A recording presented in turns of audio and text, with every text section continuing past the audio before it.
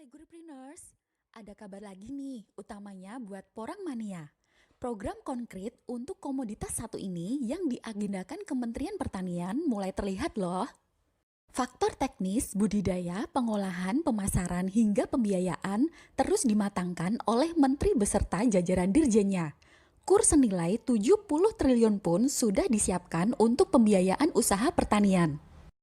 Sebelum lanjut bahas program ini, monggo subscribe dan nyalakan loncengnya, karena kami akan memberikan informasi menarik dan inspiratif seputar agribisnis. Program dan penyiapan pembiayaan dari pemerintah terungkap dalam webinar Kiat Sukses Budidaya Porang yang diselenggarakan oleh Kopitu, Komite Pengusaha Mikro Kecil Menengah Indonesia Bersatu.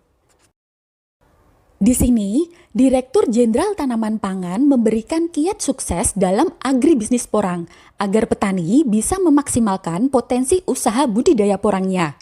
Beberapa poin penting bisa kita simak dulu berikut ini. Yang pertama, sukses tata kelolanya dulu. Bagaimana supaya manajemen bisnis untuk porang ini bisa berjalan dengan baik, tata kelolanya dengan baik, dipersiapkan permodalannya, kemudian juga jangan jalan sendiri-sendiri, apalagi skalanya belum skala ekonomi. Skalanya yang layak, dan supaya tumbuh kemitraan atau off-taker. Itu mengenai tata kelola. Yang kedua, sukses pelaksanaan harus dimulai dengan sukses persiapan.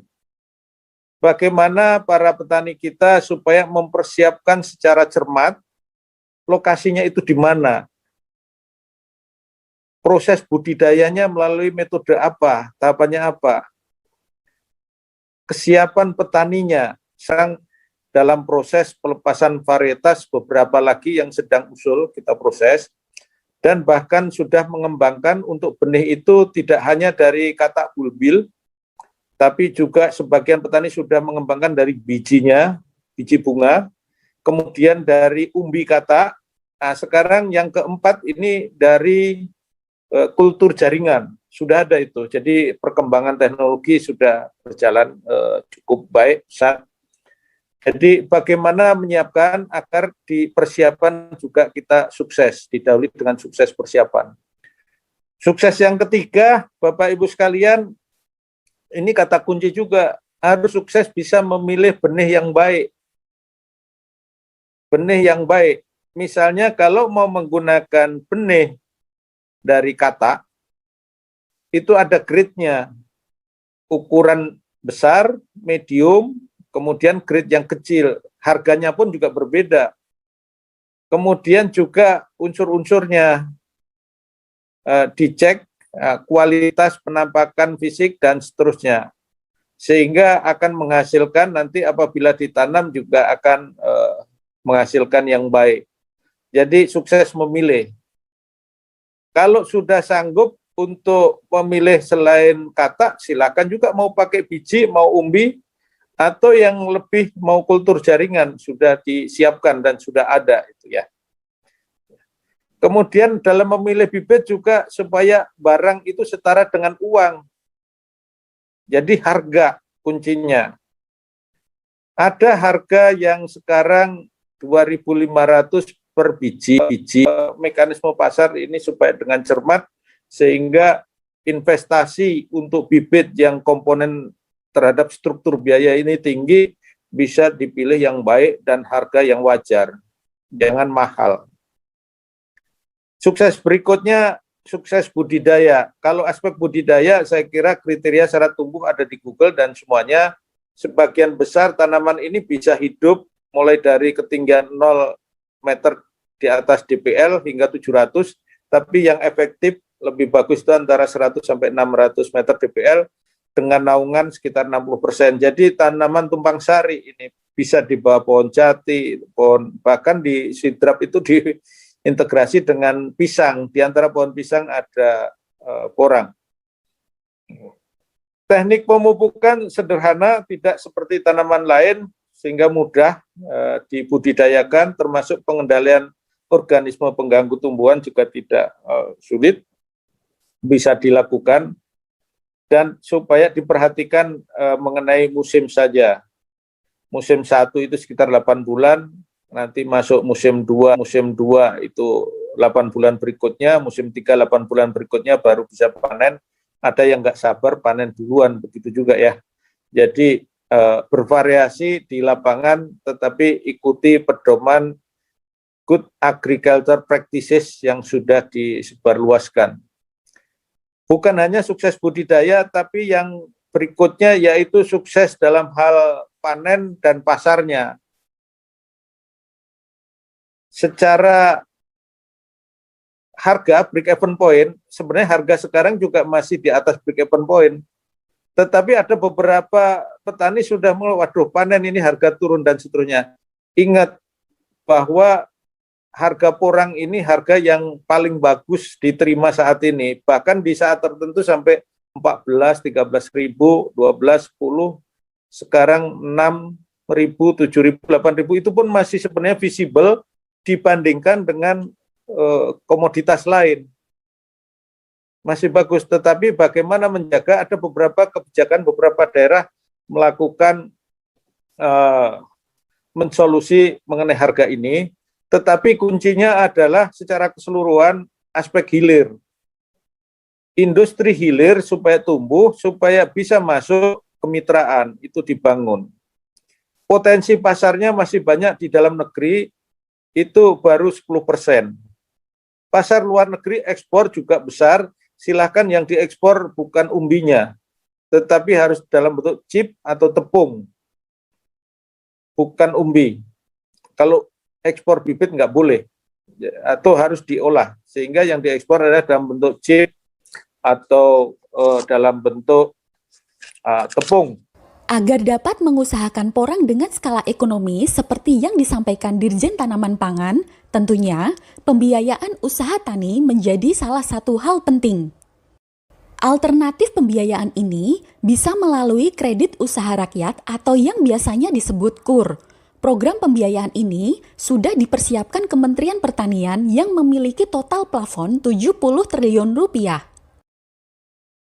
Memang modal adalah hal yang utama, di samping memang kita harus dengan digitalisasi dan sebagainya.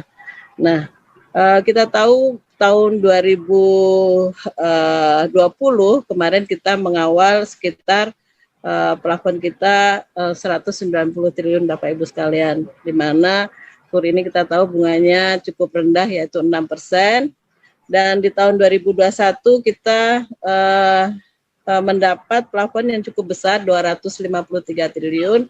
Ini adalah plafon nasional Bapak Ibu sekalian. Nah, yang 2020 dari 190 itu kita target, Pak Menteri Pertanian minta target 50 triliun dan sudah bisa tercapai hampir 55 triliun. Dan saat ini kita memang mengawal apa dikatakan Pak Yoyo, bahwa kita mengawal 70 triliun dan saat ini sudah mencapai 30 triliun ya. Jadi Bapak Ibu sekalian, ayo Kopitu sebagai nanti boleh sebagai off taker atau bahkan sudah mempunyai digital ya, bantu kami untuk menyerap KUR, dan khususnya nanti bukan jangan hanya porang saja Pak, karena Bapak kan sebagai regulator yang mengenai UMKM dan sebagainya. Jadi kan sekitar 26 triliun sekian, perkebunan 20 triliun sekian, peternakan 15 triliun sekian, hortikultura 7 triliun sekian. Nah, untuk khususnya komoditi porang, Bapak Ibu sekalian, ini adalah komoditi baru yang dikawal oleh perbankan, dan memang awalnya itu nggak mudah Pak untuk meyakinkan perbankan itu bisa menyalurkan KUR khususnya komoditi porang. Nah, kebetulan kalau di kami, komoditi porang ini masuk di Direktorat Tanaman Pangan, Pak. Jadi, Pak Menteri Pertanian juga dengan Dirjen Tanaman Pangan, Pak Suwandi, saat ini sedang fokus juga mengenai komoditi ini sebagai salah satu komoditi strategis dalam pengembangan pangan kita. Jadi termasuk di sini alat mesin pertanian. Jadi Bapak Ibu sekalian, kami menginginkan juga ke depan kan sudah ada digital itu. Nah, kita menginginkan juga bisa untuk kurnya ini membeli alat mesin pertanian. Kalau digital ya nanti kita ada smart farming-nya, kita ada drone-nya dan sebagainya ya. Kita menuju ke pertanian yang lebih maju. Jadi nanti kurnya ini juga bukan hanya untuk budidaya saja, bukan hanya untuk membeli bibit dan sebagainya. Nah, di mana nantinya kita harus tentunya akan dari hulu sampai hilir. Terkait pembiayaan KUR ini, perbankan siap mengucurkan dana untuk KUR bagi petani porang. Bank Syariah Indonesia dan BNI 46 memiliki program KUR yang siap diakses oleh petani. Yang tadi kami jelaskan, ya, di sini ada KUR Super Mikro, ya, tujuannya adalah modal kerja, investasi yang maksimum 10 juta. Kalau untuk Super Mikro adalah 10 juta, murabahah dan ijarah untuk biaya tenaga kerja. Lama usaha tidak dibatasi, ya, minimal usaha yaitu, tapi harus ada persyaratannya, yaitu mengikuti pendampingan, mengikuti pelatihan kewirausahaan dan pelatihan lainnya.